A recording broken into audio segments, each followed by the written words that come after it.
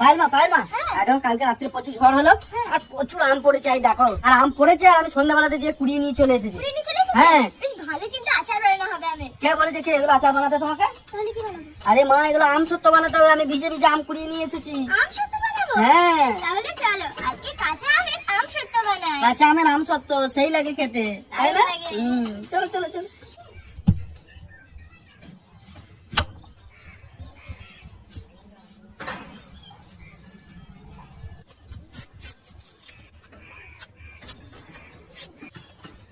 ছালটা একটু মোটা করে বাদ দেবো যাতে সবুজ ভাবটা চলে যায়, তাহলে আম সত্যটা ভালো হবে দেখতে।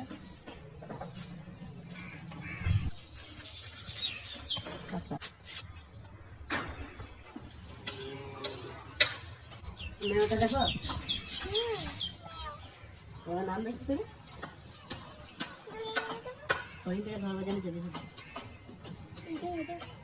তোমার আম ছিলা দেখছি আর উঠতে পারছে না। নাম দেখি করে। এই যে দেখো, খুব সুন্দর করে ছাড়িয়ে নিয়েছি আমটা। আমটা পানিতে দেওয়ার কারণ হচ্ছে আমটা তাহলে কালো হবে না, এমনি রেখে দিলে ছিলার পর কালো হয়ে যায়।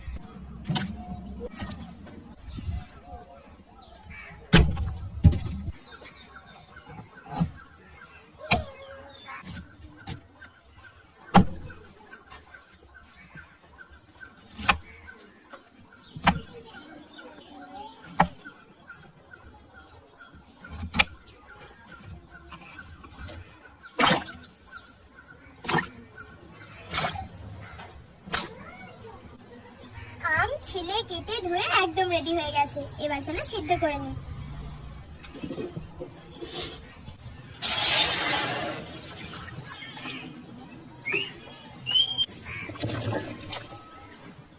এখানে আমি লবণ হলুদ কিছু দেবো না, একদম প্লেন সিদ্ধ করে দেবো, যেহেতু কাঁচা আমের আম সত্য। আমটা 10 মিনিট খুব সুন্দর করে সিদ্ধ করে নিয়েছি আর পানিটাও কমে এসেছে, এবার ম্যাশ করে নেব।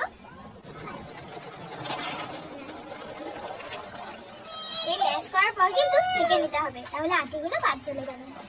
ঠিক আছে,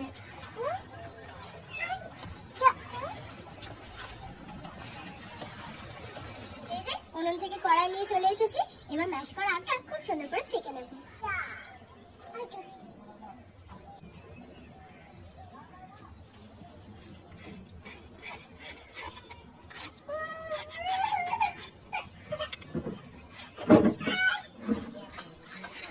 এই যে দেখো, এতগুলো বাদ গিয়েছে।